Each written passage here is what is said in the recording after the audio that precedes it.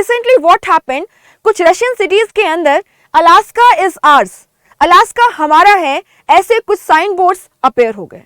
अब आप सोच रहे होंगे जब ये यूनाइटेड स्टेट्स ऑफ अमेरिका की प्रोविंस है तो रशियंस इसको क्यों डिमांड कर रहे हैं। Hello everyone, welcome to super IAS by text book.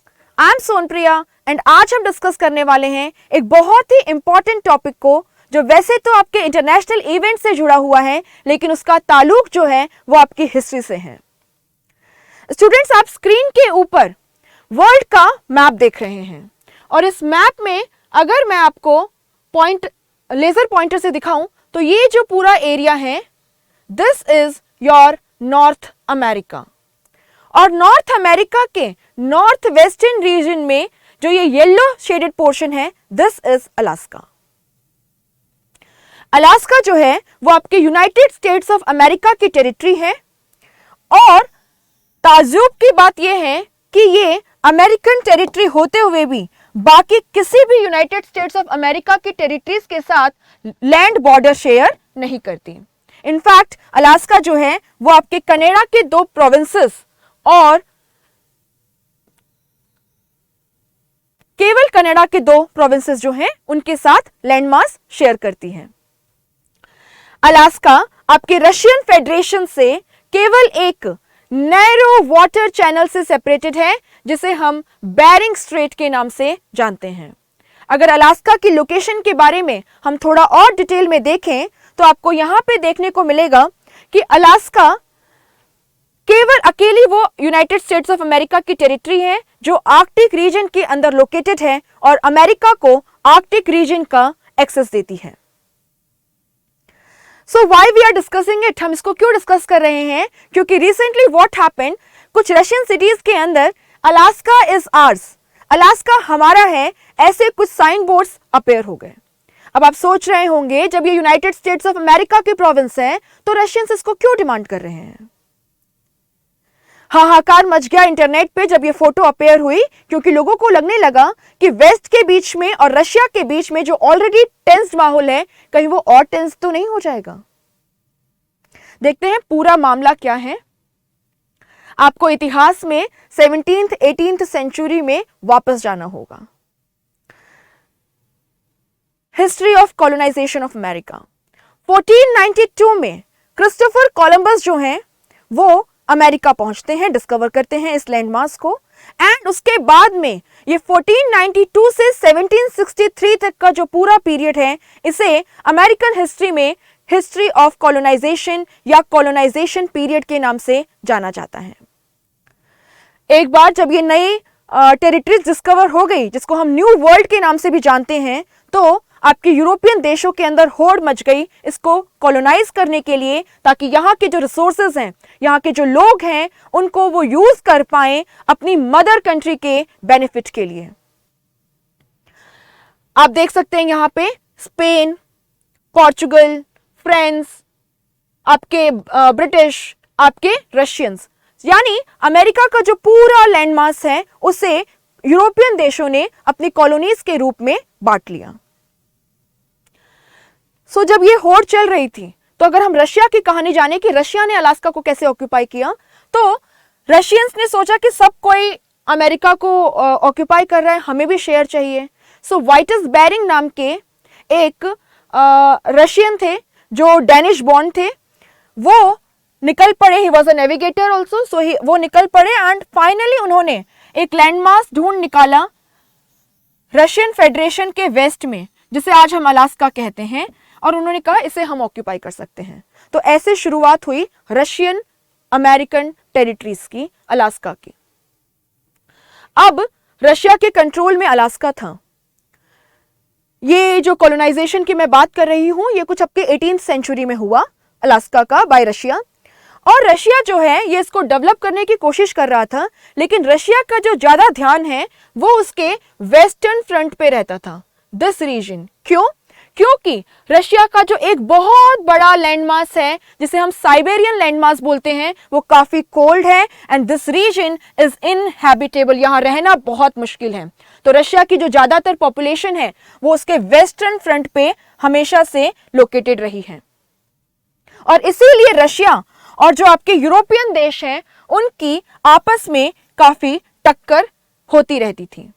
Russia और जो आपका यूनाइटेड किंगडम है, इंग्लैंड है, उसकी आपस में बिल्कुल नहीं बनती थी और दोनों यूरोपियन एरियाज में राइवल्स की तरह काम करते थे।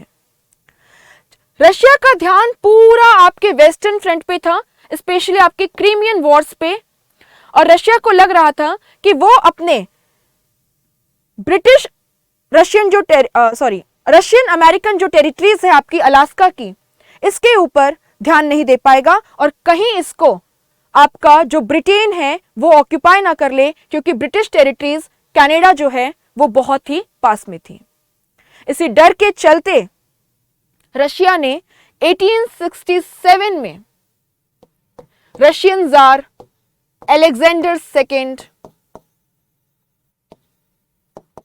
ने 1867 में अलास्का को यूनाइटेड स्टेट्स ऑफ अमेरिका को बेच दिया। उस टाइम पे यूनाइटेड स्टेट्स के सेक्रेटरी ऑफ स्टेट थे सीवर्ड्स। उन्हें काफी क्रिटिसाइज किया गया कि आपने इतना महंगा ये टेरिटरी क्यों खरीदा है, यहां पे आइस के अलावा है क्या। लेकिन बाद में लोगों को अलास्का की इंपॉर्टेंस पता चली। अलास्का अमेरिका के लिए बहुत इंपॉर्टेंट है। अगर हम इसे इकोनॉमिक पॉइंट ऑफ व्यू से देखें तो अलास्का के अंदर precious oil reserves, gas resources, fishing zones हैं। इतना ही नहीं, ये अमेरिका के लिए geo strategic point of view से भी काफी इंपॉर्टेंट है। यहां पे अमेरिका के air base, army base and coast guard के बेसिस हैं। अमेरिका आसानी से यहां से रशिया के ऊपर अटैक कर सकता है, जापान के साथ, कोरिया के साथ ट्रेड कर सकता है। So America is having a lot many advantages because of having Alaska. Geo strategic, Jio economic, और साथ ही में आज जब क्लाइमेट चेंज का दौर है, हम पोलर जो कैप्स है, जो आइस है, उसके मेल्टिंग की बात कर रहे हैं, तो ये आपका जो अलास्का है, जो आपका आर्कटिक रीजन है, उसकी इंपॉर्टेंस और ज्यादा बढ़ जाती है, क्योंकि आइस मेल्टिंग की वजह से नई नेविगेशन रूट्स खुल रही हैं और इन नए नेविगेशन रूट्स के थ्रू आपका रशिया का जो यूरोप के साथ में कनेक्शन है, रशिया का जो आपके ग्रीनलैंड वगैरह के साथ कनेक्शन है, या आपके जो कनाडा वगैरह हैं, इनका आपके यूरोपियन देशों के साथ कनेक्शन है, वो और इंपॉर्टेंट है, हो जाएगा, वो और तेजी से हो पाएगा। ट्रेड जो है उसको बढ़ावा मिलेगा और साथ ही साथ में कुछ नए ऑयल और गैस के रिसोर्सेज, कुछ नए फिशिंग जोन्स जो हैं वो भी हमारे सामने आएंगे। तो अब क्लाइमेट चेंज के चलते जब बहुत सारा टेंशन का माहौल भी है, वहीं पे कुछ इकोनॉमिक अपॉर्चुनिटीज भी नजर आ रही हैं और दुनिया के बहुत सारे देश इंक्लूडिंग रशिया, चाइना, आपका America, Canada, they are all fighting for having more and more access to the Arctic region. और अलास्का जो आर्कटिक रीजन में अमेरिका की अकेली टेरिटरी है, यूनाइटेड स्टेट्स ऑफ अमेरिका की, उसके लिए काफी महत्वपूर्ण है। अब रशियंस को लगता है कि हमने ही तो बेचा था 1867 में, तो वापस ले लेते हैं। वापस लेने का तो सवाल नहीं है, क्योंकि दोनों ही न्यूक्लियर पावर्स हैं, दोनों में ऑलरेडी बहुत टेंशन है, तो रशिया ऐसी मिस्टेक नहीं करेगा।